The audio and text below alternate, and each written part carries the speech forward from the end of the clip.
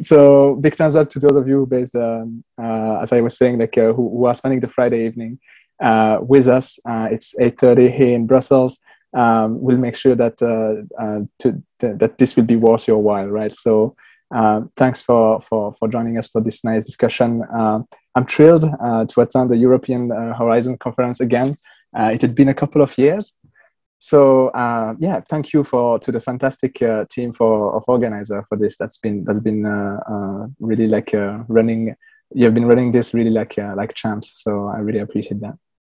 Our topic today, tonight or this morning, depending on where you are, is defending democracy against cyber threats. So we will be talking about disinformation, freedom of expression. We will be talking about foreign influence, as well as malicious actors that are damaging the democratic debate, and the role that the transatlantic partnership can play in addressing this question. So that's a very tall order, but don't worry, we are not alone on this endeavor. Well, because joining me tonight are three renowned experts in the governance of cyber threats. So we have Professor Florence Xell, Dr. Nadia Kovalchikova, and Dr. Asaf Lubin. Florence Xell is a full professor of private law at the University of Lorraine and co-head of the Digital Governance and Sovereignty Chair of Sciences Po Paris.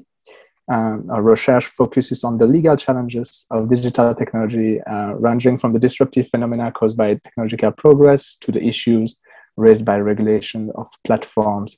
And yeah, she recently edited Le Big Data et le Droit. If you want to, if you are a French speaker, this is a book that you might consider grabbing somewhere to learn more about her research and the field as a whole. Professor Xell, welcome. We are happy you are here.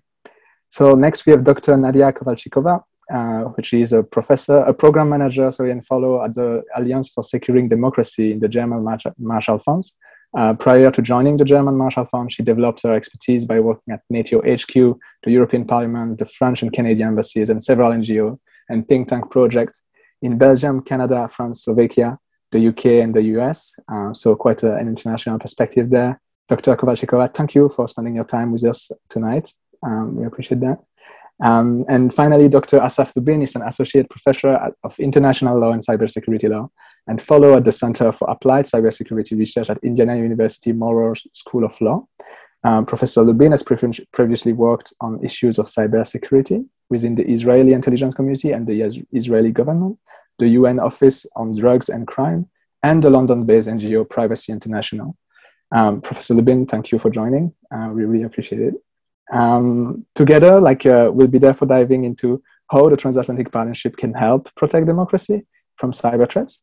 I would like to have 20 and 25 minutes at the end of the workshop to make sure that everyone in the audience has time to ask their question. Please write down your questions in the chat all along, or in the Q&A tool rather, so that I can better monitor what is going on. And I'll make sure to keep a big chunk, like maybe a third of this panel today for answering your questions. A couple of golden rules when you ask a question: please keep the question to the point, and introduce yourself with a full name and affiliation / what you are studying, so that we learn a bit more about you. And yeah, feel free to use the chat as well for chatting among yourself or exchanging links. So I think that's it for the housekeeping. If I have forgotten anything, please, Mariam, don't hesitate to let us know in the chat. Oh yes, there is a hashtag for this event tonight. If you'd like to tweet about it and brag to your friends who might be having already a Friday evening somewhere else, right? You can actually use hashtag ESC2021. And with that said, yeah, let's dive in. So I'd like to start by getting everyone on the same page, right? So in the audience, I don't know if everyone is familiar with cyber threat and why they matter. And to do so, I'd like to invite you, Dr. Kovalchikova, could you explain to us what digital threats are? Why do they matter to our lives and the democratic process? And what could happen in the coming years if nothing is done to properly tackle these issues? Sure. Thank you, Nicola, and good evening for everyone in the Central European time zone. So I will start with the first part of the question. So start with what are those digital threats, usually perceived as cyber attacks or disinformation campaigns, information manipulation, but the definitions sometimes differ. So perhaps let's start with defining them. So the cyber operations or the cyber attacks, it's the penetration of computer networks or coordinated use of penetration of the connected system, digital systems. And the intention to penetrate those systems is usually to cause damage, which can be in the form of stealing the data or collecting the data, altering the data, and ultimately trying to erode the confidence in the institutions or in the systems or democracy more widely.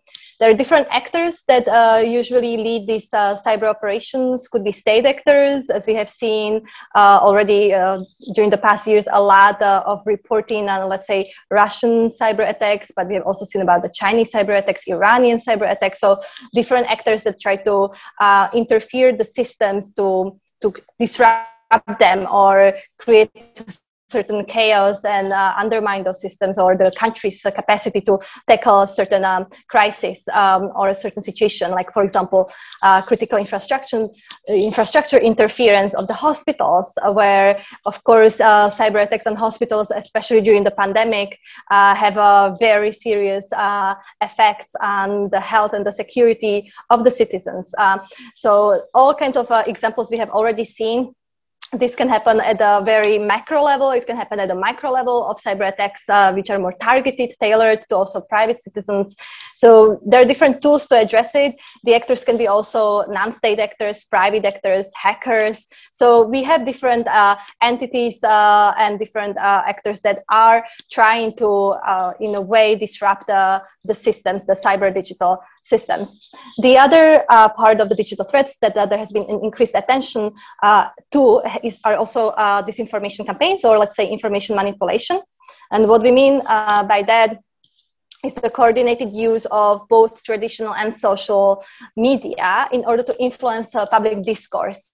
And there is a deliberate use or manipulation of information in a way that is usually taken out of the context, or can be also clearly false or just misleading, to undermine the functioning of certain actors. Could be countries, could be also just discourse, chaos, or uncertainty creation that leads to people's lower trust and confidence in the verifiable information or in any information. So this is quite difficult to address, especially again in the times of uncertainties like we have seen during the pandemic, but also during the election cycles, beyond the election cycles, or regularly when people just need to access information that it needs to be accurate, verifiable, credible, from the sources that are also legitimate and credible sources, and therefore create the trust in the information quality. You asked, why does it matter? Well, it matters to our lives, of course, and democracy more widely, because we need accurate information to make informed decisions about the leaders, the good leaders we want to elect, about just the fact to take a vaccine. We have seen a lot of vaccine hesitancy that obviously has impact not only on people's health and security, and undermines the herd immunity potentially, and therefore failure of these vaccination campaigns, but also it leads to undermining the capacity of democracies to actually address this type of situations. And we have seen during the pandemic that has been clearly accompanied by so-called infodemic, the abundance of information that made it very difficult for people to filter the right information or orientate themselves in it, which is very natural. And it's very common, and this has been exploited by different actors. We have seen those campaigns, especially from our research and analysis, by, of course, Russia. Russia is not a new actor in the information space, amplifying manipulated information, but also increased activity, for example, from China.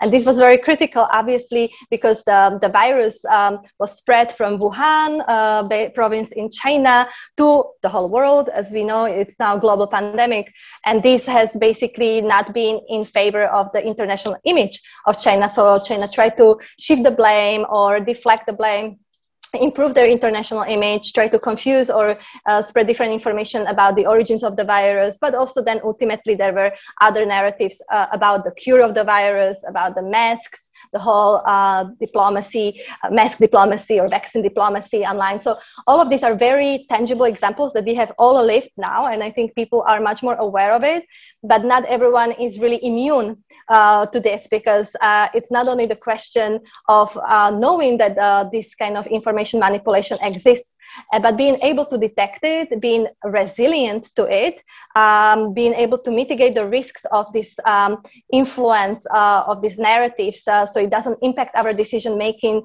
in a negative way that that it can be caused by these misinformed narratives or manipulated narratives. So that's why I think it really matters to every single one of us, but of course to democracies in a wider scale, because if it ultimately undermines the trust in democracies, this is much more difficult to rebuild.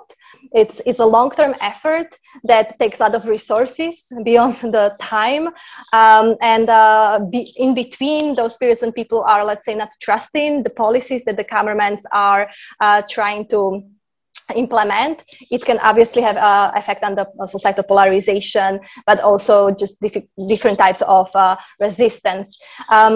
At the same time, information and access to credible information, it's also important to have for the reason of making the governments accountable. So in case that we do not have information that is sufficient, that is in the context and that is credible and accurate, we also may not be able to make our leaders, our representatives accountable. So it is a kind of a double-edged sword, at least, to ensure that we are living in a society that is healthy information space. We are now influenced by information online on a daily basis. So this is critical and essential for just having these very, I would say, healthy lives overall. And the last part, what could happen? I don't know if you want me to address it now. I mean, what could happen? I kind of touched upon it a little bit, but as I said, ultimately it is kind of leading to certain confusion, chaos, and lack of trust, but also this kind of disinformation or the cyber attacks attacking the critical infrastructure or communication networks to connect with citizens can ultimately lead to people being in some kind of vacuums and not only understanding perhaps the overall context of the information, but not perhaps participating in the processes in an active manner, which can be also exploited, let's say, by more autocratic actors that would be in favor of not having informed citizens and therefore be able to continue with the efforts that are in their interest. So I will just stop there because there are, of course, many other ways and reasons to address, but hopefully in the conversation afterwards. No, yeah, but thank you. That's very interesting, Dr. Kovačíková. It's actually indeed, like as you mentioned, it matters a lot, right? The latest threat assessment from the Director of National Intelligence in the US has also a whole section on cyber threat, and actually there are some efforts to try to address the situation because it's so important, right? The Paris Call for Trust and Cybersecurity that was launched by Macron in 2018 has been designed to face these threats. Despite these efforts, though, Professor Lubin, you argue that we nevertheless remain vulnerable to this threat. And could you give us your assessment? Like, why have we done so poorly to prevent and mitigate them? Absolutely. So let me start by saying thank you for the invitation to speak here and to the organizers. So I'm a law professor by training, and so what I thought I'll focus on is the reasons we fail from a regulatory perspective. Obviously, there are other reasons why we are vulnerable to cybersecurity and cyber threats that go beyond law and have to do with technological infrastructures, sociological infrastructures, and so on. But I'll limit myself to legal regulation. I'll focus on three particular reasons. One is domestic regulation, the other is international, and then maybe say a word about legal pedagogy. So to start with, I think that part of this story has to do with limitations of our frameworks domestically, and I'm within the United States, so I'll give my examples from the US perspective, but obviously they apply across the board. We have limitations about taking action against the attackers themselves, the individual hackers or malicious operators who are engaging in these activities. And it has to do with political and jurisdictional challenges. It's not easy to capture a Russian hacker and bring him to justice in the United States or elsewhere. But it also has to do with statutory challenges. The Computer Fraud and Abuse Act, which is the primary legislation here to deal with domestic hacking activity, is a legislation from the 1980s. Many of our laws are just inadequate, inequipped to address contemporary criminal and civil liability resulting from these sorts of cyber threats that we've been discussing. But there's also certain challenges from the perspective of the victims of these attacks to bring action in courts or elsewhere. And that has to do with the fact that consumer action is limited by the sectoral nature of our regulation here in the United States in particular. Unlike in Europe, we don't have an omnibus data protection regulation or an omnibus privacy regulation. Rather, we have regulation on a basis of sectors, HIPAA for health or COPA for children, or SEC regulation only applicable to those corporations that are registered and so on and so forth.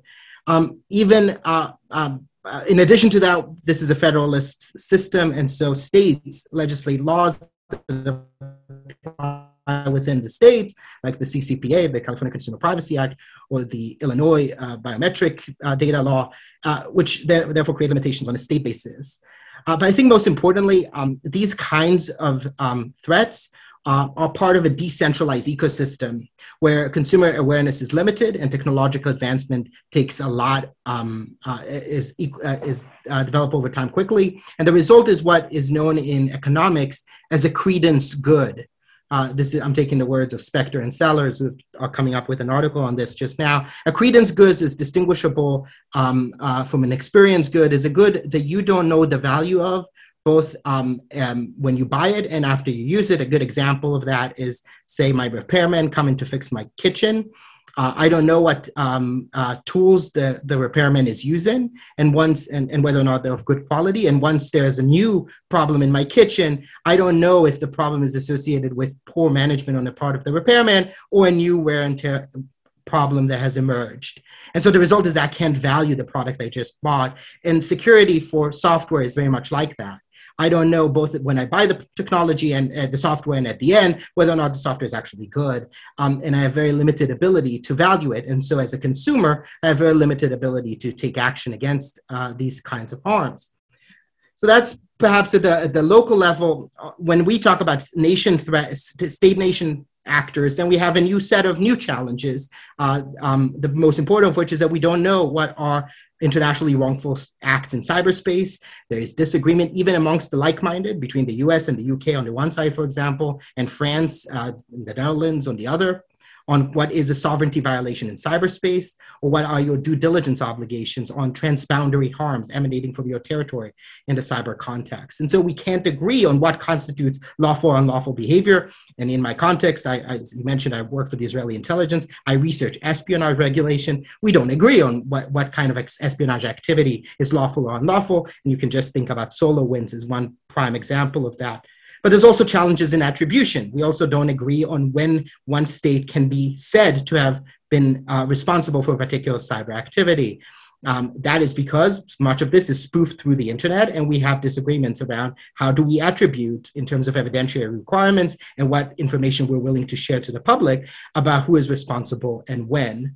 And finally, there's challenges in enforcement, creating deterrents on the part of these actors and bringing action before international courts and tribunals or in domestic courts on international matters, which further complicate the situation. And there's certain limits to shaming and blaming. And I think that you see this in the context of US sanctions regimes or US indictments against certain actors.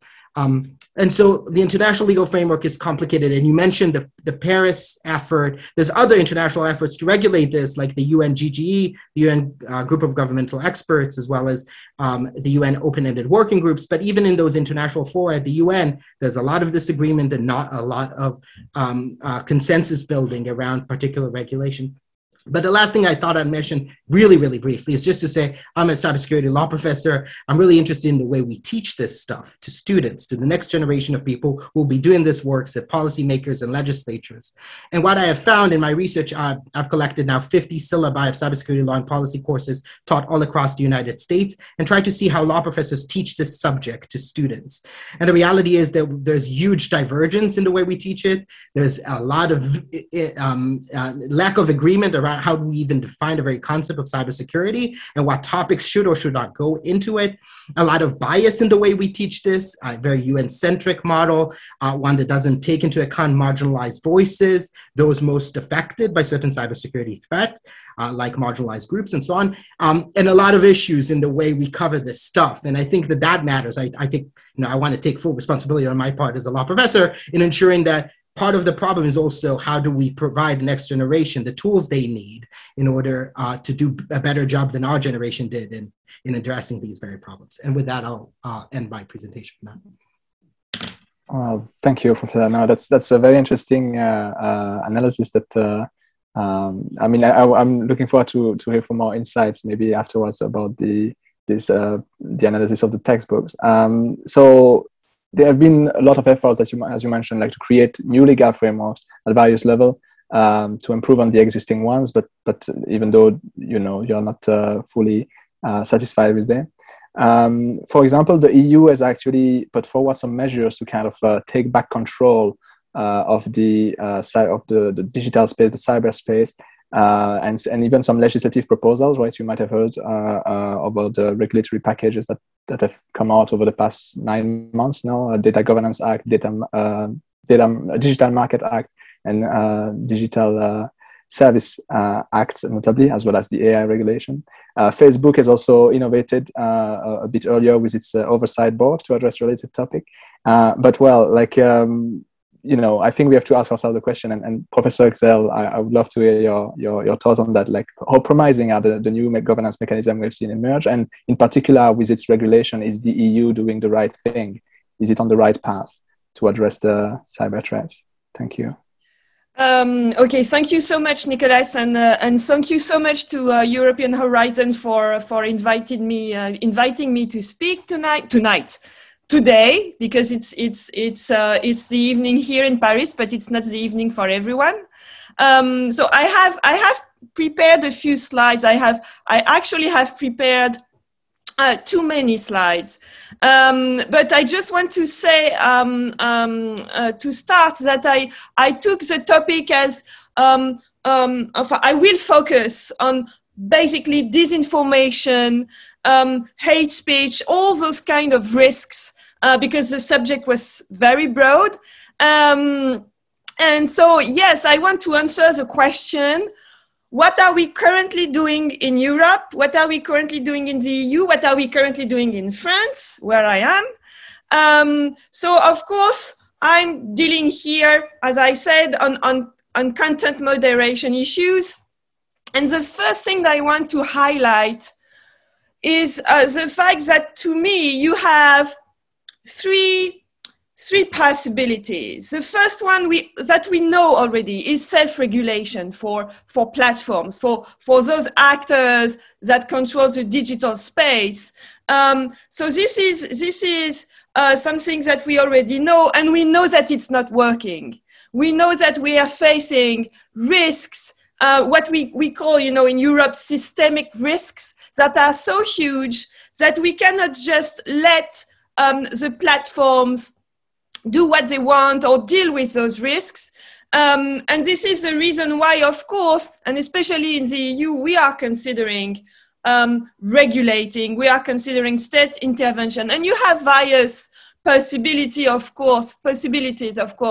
There is something that I find very interesting in the US right now, which is this debate about breaking up platforms. This is something that we are not really discussing here in the EU. You have a few voices, but not that much, because we believe that with all regulations, we will deal with the main issues. But there is this very interesting debate currently about breaking up Facebook, for example, that is taking place in the US. And again, what I would like to say is that there is a very huge difference between the current state of the debate in the EU and in the US in this respect, the fight against monopolies, but also in other respects, like the question of making platforms more responsible about what they do. You probably know that currently in the EU we have a regulation that says that platforms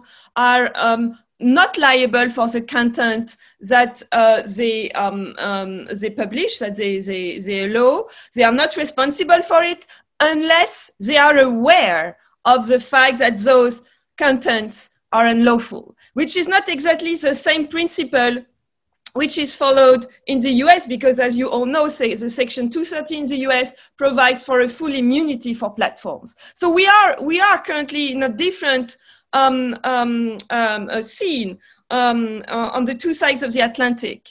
And of course, again, another form of state intervention is adopting a very detailed regulation, and this is what we do in the EU. This is what we did with the GDPR. This is what we are currently doing with those new regulations proposals like the Digital Markets Act, the Digital Services Act, the Data Governance Act, the Artificial Intelligence Act. So we are regulating again, and again. Is this the right strategy? I'm wondering if it's the right strategy. Maybe it's going too far. I don't know. I would be happy to discuss this.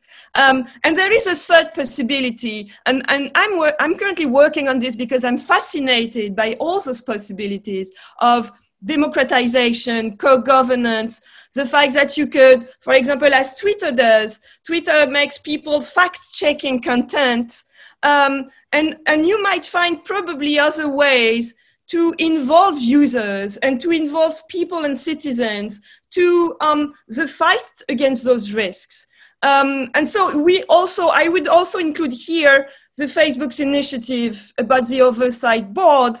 And you mentioned it. I would be happy to discuss it actually, because today, as you all know, Facebook disclosed its decision regarding the Trump's account following the oversight board's decision, decision and recommendation, both. But again, we have these differences between the EU and the US, because here, and especially in my country, in France, we are very, very much reluctant to admitting that this oversight board could be considered as a Supreme Court or as an authority or as something that could be reliable, trustworthy. We consider that it's not sufficiently independent, that it's not like a tribunal, like a court. And again, my impression, but maybe Asaf could let us know about this, my impression is that in the US, this oversight board initiative is quite popular, that it's considered as a guarantee for users and for citizens. And again, my impression is that this oversight board initiative is mainly due to the fact that in the US, you cannot rely on the First Amendment guarantees. You cannot bring any claim due to Section 230. And then this is mostly the reason why Facebook had to create this new authority or this new council or court to face a real issue that we cannot face with the usual tools. So I will stop here. And of course, we can debate about this.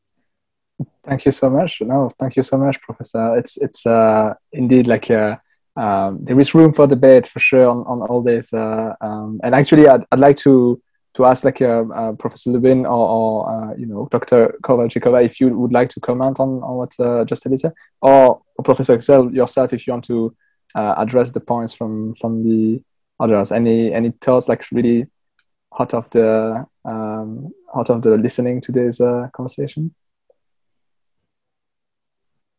I'm happy to go first. Yeah.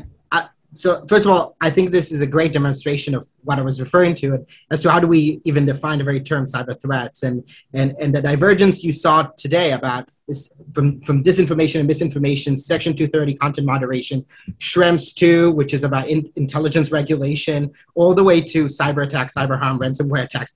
The topic is so broad, and so as a result, we can spend hours, not just 1 hour, discussing this. I'll take 2 points that Florence raised that I think are both fascinating and merit further discussion.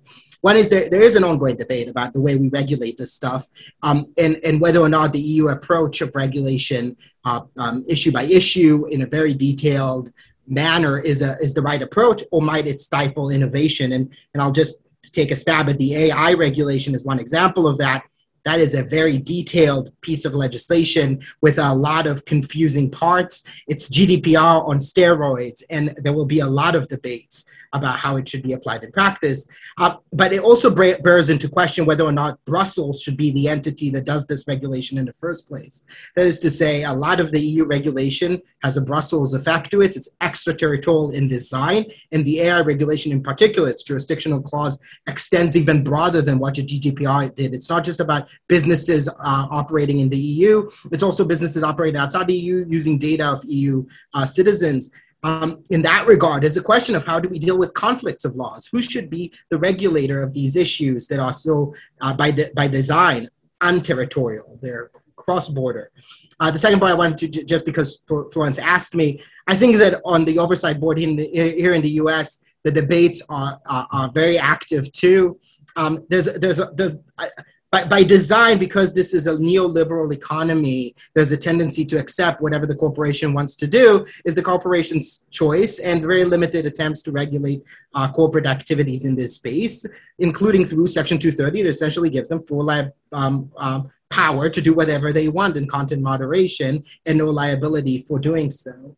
But scholars who have been writing in this space, right, realize that there's a lot of questions about both the procedure in which the oversight board operates, its effectiveness in actually creating meaningful regulation that will be enforced later by Facebook, and Facebook's ability to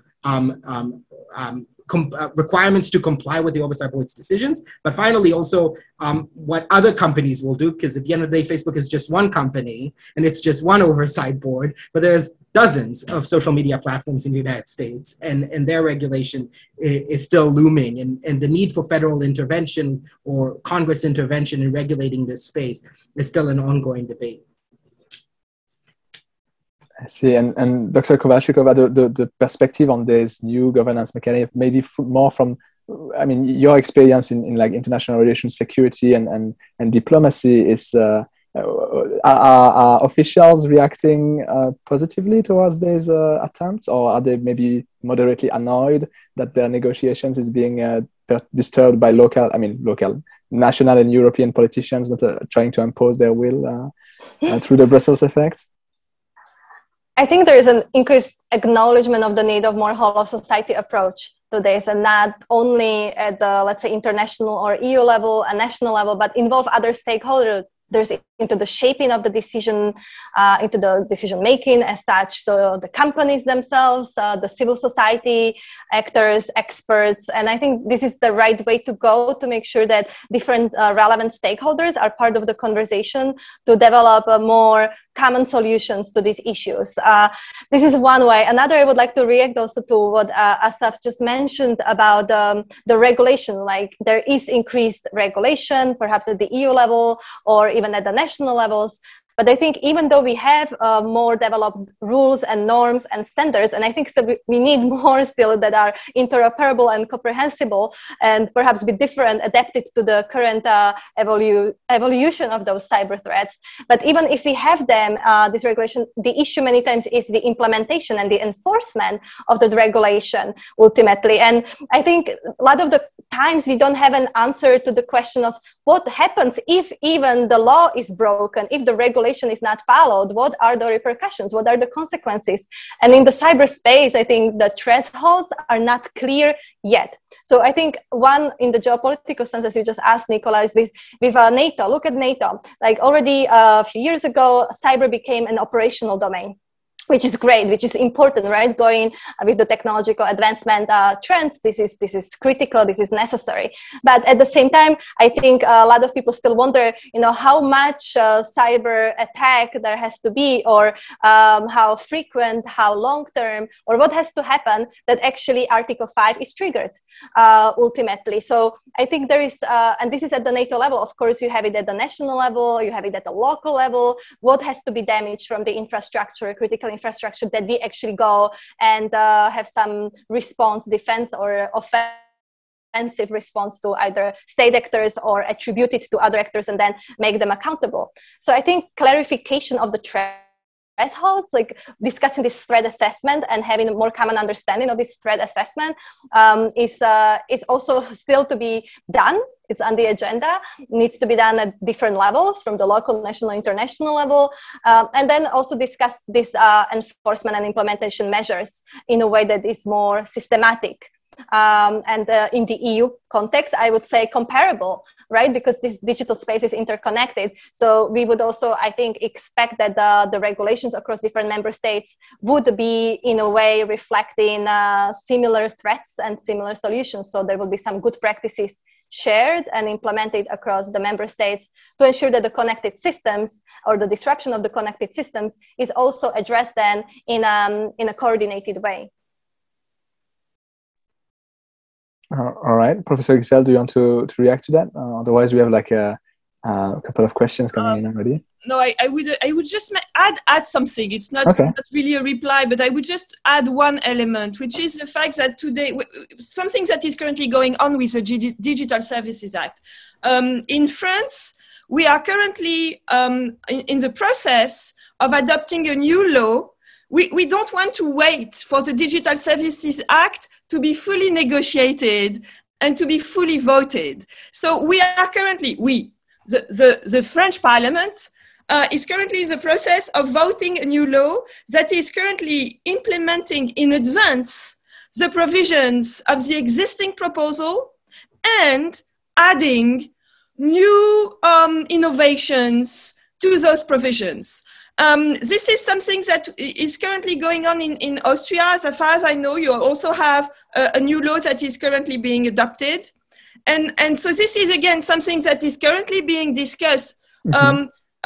If we have a proposal at the EU level, and if all the EU members decide to legislate at the same time, so what are we going to do? Where are we headed? So, of course, you have people that say, this is an experiment. We can test the new provisions, but it makes things very, very difficult. And this is probably the most important issue at the moment. Professor Lubin mentioned data transfers and the Schrems case. You probably know that there is currently a quasi open conflict between the European Parliament and the Irish Data Protection Authority. And again, so this is another problem for the EU at the moment. So acting together and being capable of enforcing our common rules together. Mm-hmm. I see. Yeah, no, that's I mean, to me, that's a symptom of the lack of certainty around all this and the lack of clear direction. Right, it's an entirely new space, which leads to actors deciding almost arbitrarily. Speaking of France, actually, there is a question in the chat from Mackenzie Jensen about do you think that it would be possible for France to be able to manage hate speech online when there are such disparate ideas on what constitutes free speech? And more generally, right, like when we are talking about this issue of disinformation and content moderation, like agreeing on what is information and disinformation and what is just the right to free speech versus hate speech. I guess this is a timeless question, but do you have an opinion on that? Yes, it's a timeless question, and it's a very difficult question. I've just read the question. I wouldn't say that Charlie Hebdo was seen as a hero. I think that they were probably seen as heroes after the attack, because they were killed. So they were, but at the time before the attack took place, they were seen as provocators, as people who made provocation. So yes, so you say the concept of liberty goes quite far in France, But in French law, we have a criminal offense that provides that you cannot deny the Holocaust. So this is what we call the offense of negationism. And so this is something that we tolerate. So this is something that was voted a few decades ago. You had a few debates about free speech, and then it was accepted. So I think this is something so there is a paradox, I would say, in the French culture. We are attached to free speech, but we also agree to regulate speech. So I think, and so this is currently the debate in France, because many people think that it's for the law to provide for a very precise definition of contents that cannot be tolerated online. So people would say, so it's not up to platforms to define those contents. It's for the state. Yeah. Or at least it's for the legislator to do it. Yeah. And so as soon as it comes from the state, we accept it. And it's a little bit. I'm going a little bit fast, but it's the idea. Yeah, I see. Professor Lubin, Dr. Kovalchikova, any thoughts on that question? Otherwise, like we have other questions. Interesting question from an anonymous attendee about like whether cyberspace. So, what are the benefits of cyber attacks in relation to releasing tensions between nation states? Can cyberspace attack be a less harmful alternative for displaying force or providing consequences? That's an interesting perspective. Maybe Dr. Kovalchikova, would you like to go first on that, like given the geopolitic angle of? Yeah, I would probably look at that question a bit differently, because benefits of cyber attacks to me seems a little bit as an oxymoron. I think cyber attacks are a cheaper form of attacks. In any way, it's easier to attack a system than bring the troops to another countries. It's of course more hidden, so it's also sometimes not even acknowledged or recognized as a threat, and it can already be there for years and triggered in very sensitive moments that can totally paralyze the critical infrastructure or the system. So I think it really depends what's the scale, what's the size of this cyber attack in general. I think cyber attack where you just get some kind of a funny picture on your screen, but nothing else really happens, of course cannot be compared with attack on critical infrastructure at the critical moment, which can paralyze the functioning of the defense, let's say. So I think that would really depend on the discussion of the cyber attack as such. But releasing tension, at the moment, we rather see that cyber attacks are contributing to the tensions. So let's see like what Russia has been doing for the past few years. It really contributed to the tension between Russia and the US. For example, the interference during the 2016 presidential elections in the US. So even though there were no troops on the ground or in the sky or undersea, you can see how much the tensions have risen. Same with the EU. We see the establishment of the External Action Service and the East Stratcom Task Force, for example, to track, monitor, and expose the Russian disinformation campaigns, have also led to further tensions between the EU member states and Russia, being aware and having this more exposed, also this awareness I think created more tensions. So at the moment I see it rather as contributing to the tensions.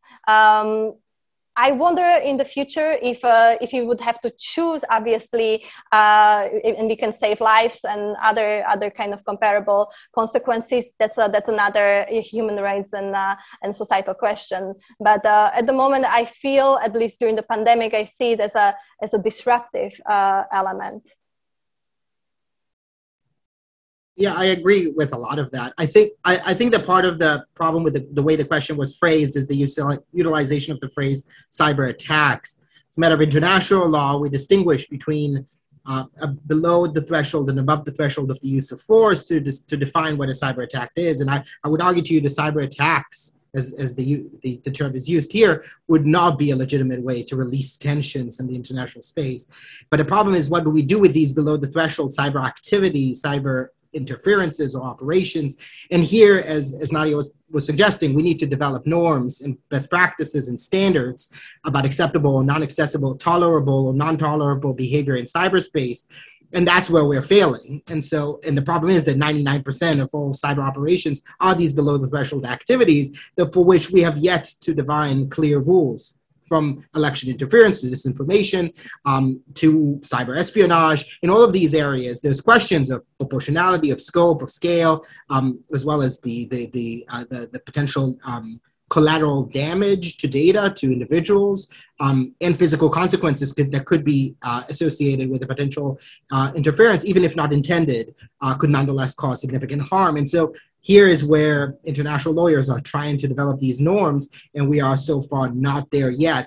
But I understand the general appeal to say that we want to create additional pressure valves in international politics, and it certainly could be the case that certain kind of cyber activities could meet that pressure valving phenomena, but we need to start creating legal lines and rules for what is and isn't. All right. Thank you. There is a question that is apparently quite popular from Jack Smith about an iOS update vis-a-vis tracking challenge. So I must admit I am an Android guy, right? So I'm definitely not like following that debate. So if any of you has an opinion on this, please go ahead, because it seems like people in the audience like this question.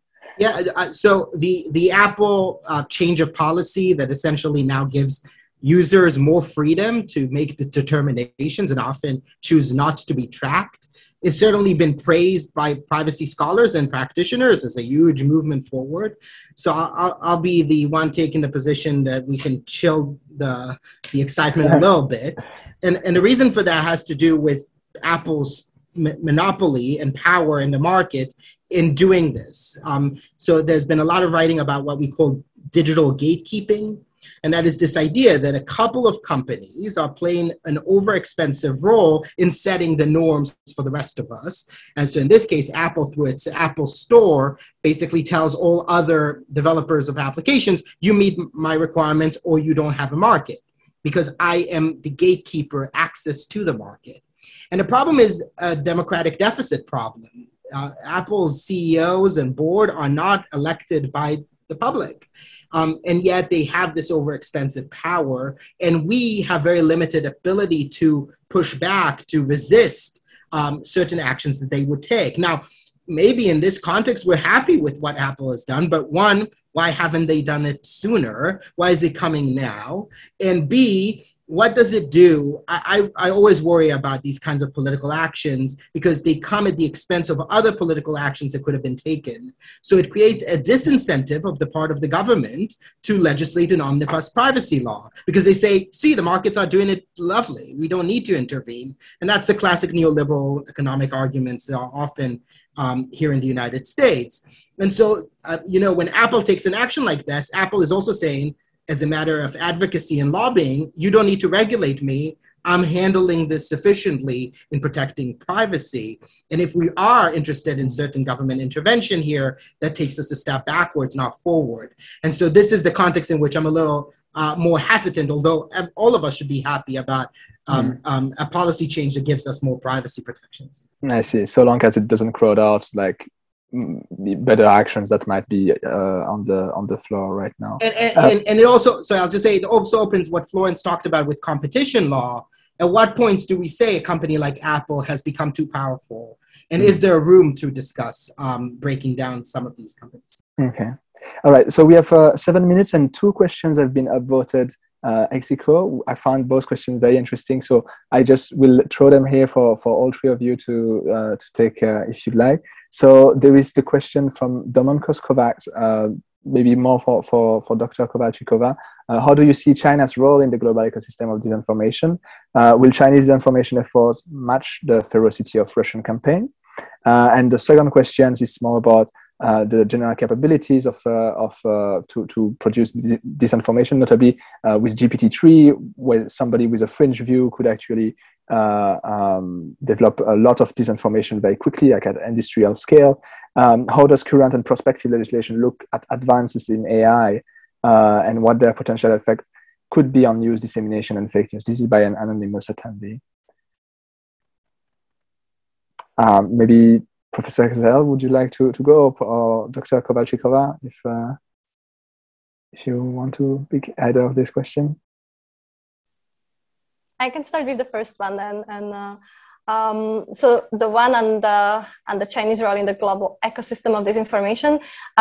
So this is actually a very good question. There is increased research on what role China has been playing in the past year or two. It got really much more active over social media, especially on Twitter. So we have seen very increased numbers of official tweets of the state-backed media or the official Twitter accounts during the pandemic. So China became much more assertive in the information space. There has been much more information shaping and manipulation in the way that sometimes it would be not necessarily false and outright inaccurate information, but rather taken out of the context or misleading in a way that would just distort the facts.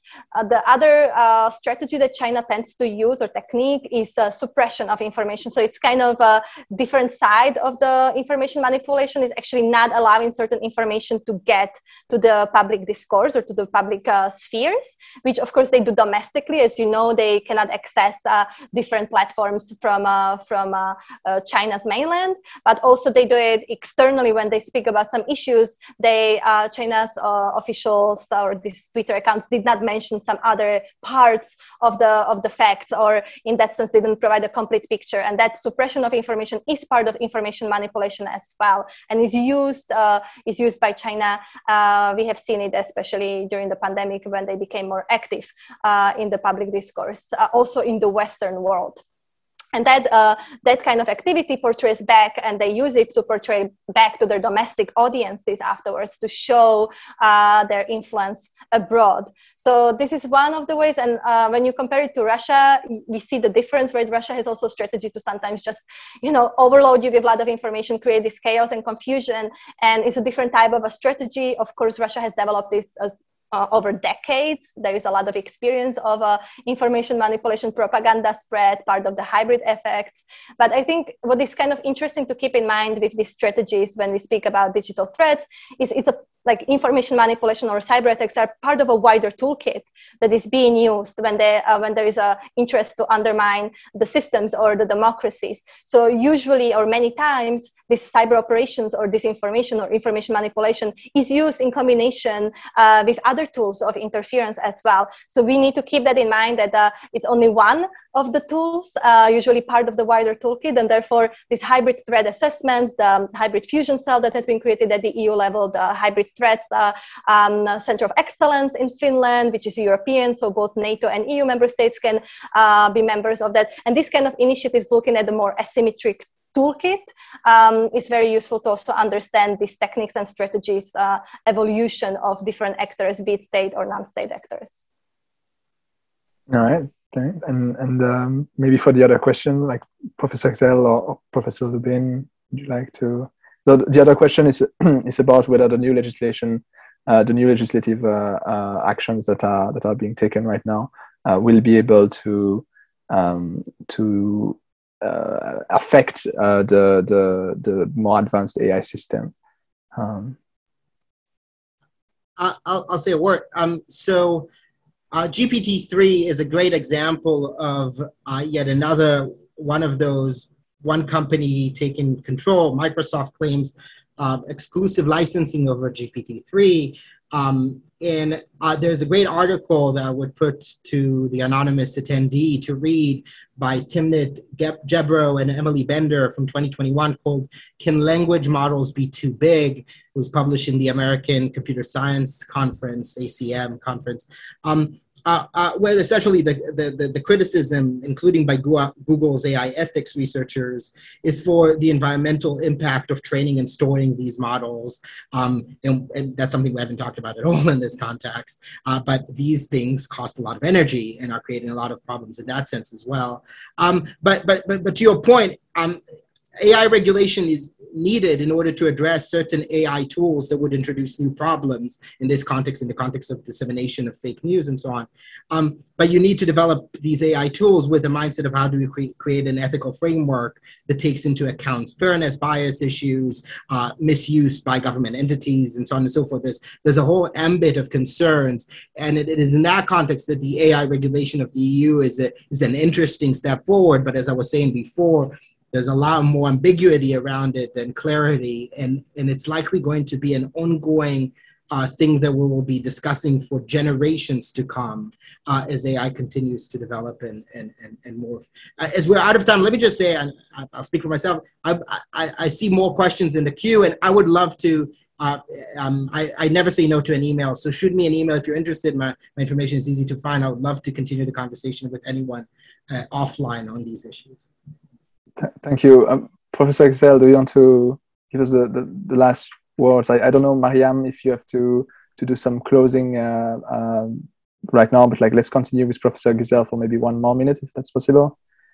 Yes, no, but since we're almost finished, I would just say one sentence about because it was mentioned by Professor Lubin. There are a few provisions dealing with those AI systems that can produce deep fakes.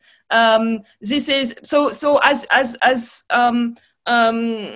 as he said, today's proposal includes so many provisions, obligations. Some definitions are vague. Some constraints go very far. So at least it's the first regulation that is clearly considering these kind of risks, that is trying to deal with them. And so we'll see how things where they go, because again there is a definition issue regarding those kind of systems. If I recall well, you have certain risks that are listed, and there is this idea to manipulate people. So this should be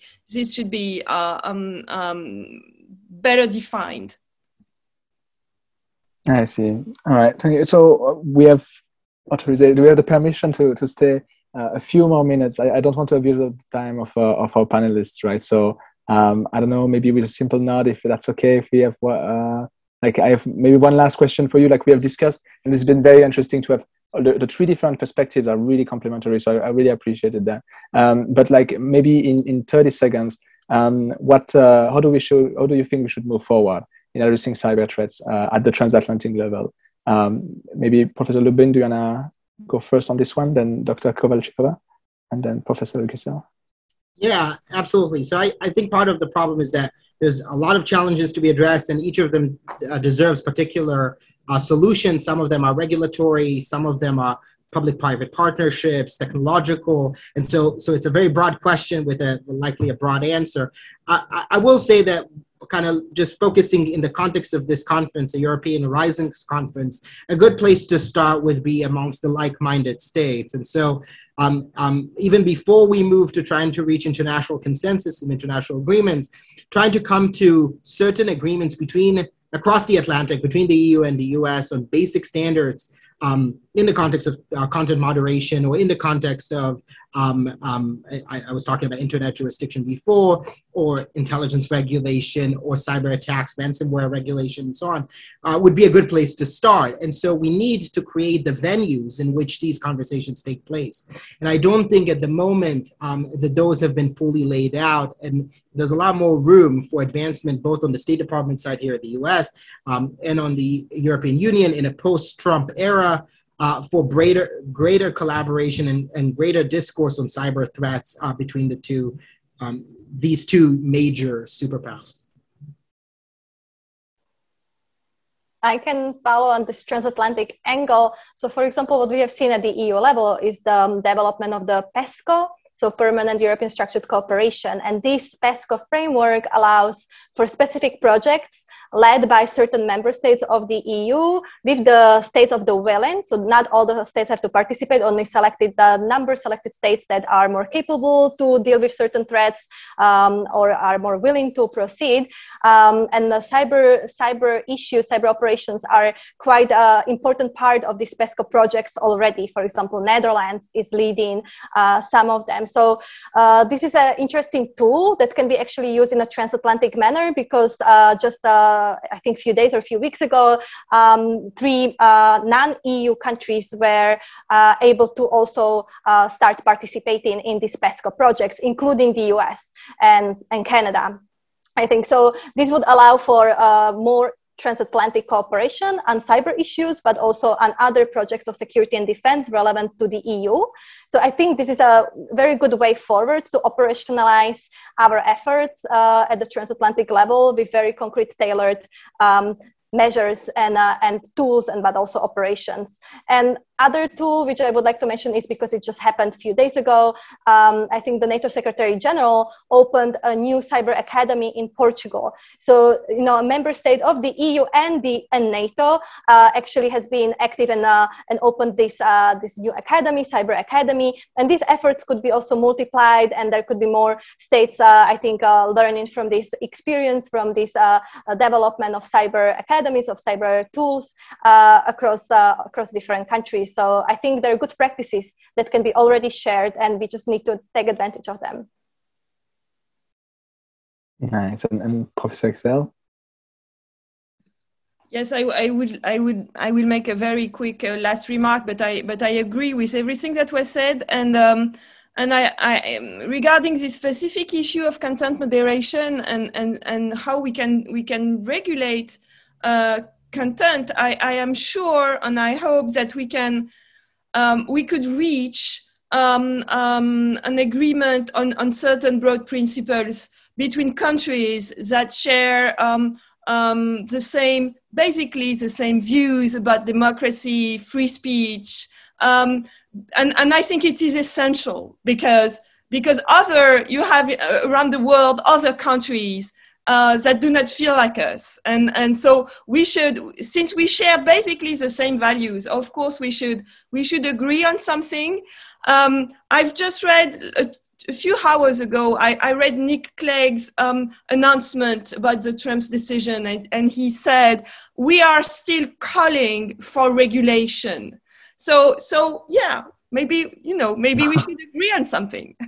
I see. Okay, well, thank you very much. So I understand to defend democracy against cyber threat, first we seek agreements among like-minded countries, and then engage other regions. And to do so, we operationalize existing forums for transatlantic collaboration, maybe developing new initiatives such as this, similar to the Cyber Academy in Portugal that NATO just opened, and finding agreements on these broad principles will then enable us to come forward with a much better governance of the cyberspace. Thank you very much. So Professor Lubin, Professor Kissel, Dr. Kovalchikova, this has been very interesting. I don't know if Mariam, you want to round up this event, but really, it's been a pleasure to be on this panel with all three of you. Thank you so much. Yes, I won't hold everyone for any longer. I just want to thank our panelists, Dr. Lubin, Dr. Kissel, and Dr. Kovalchikova for your patience, for working with us. I want to thank Nicholas for being such a great moderator, and I know it's a Friday evening for most people, so thank you for attending. Thank you for this amazing discussion, and I'm sure if people I know there are still questions that weren't answered, so if people really want them to be answered, you could just email us and maybe we can connect you with our panelists here. And I will leave you all. Have a great evening, great day, lovely weekend, and I hope for attendees that you will enjoy the rest of our conference. Thank you so much. Thank you. So see you all in the coffee break or wherever you are right now, the digital coffee break. No, have a nice evening to all of you, and I look forward to stay in touch for future conversations.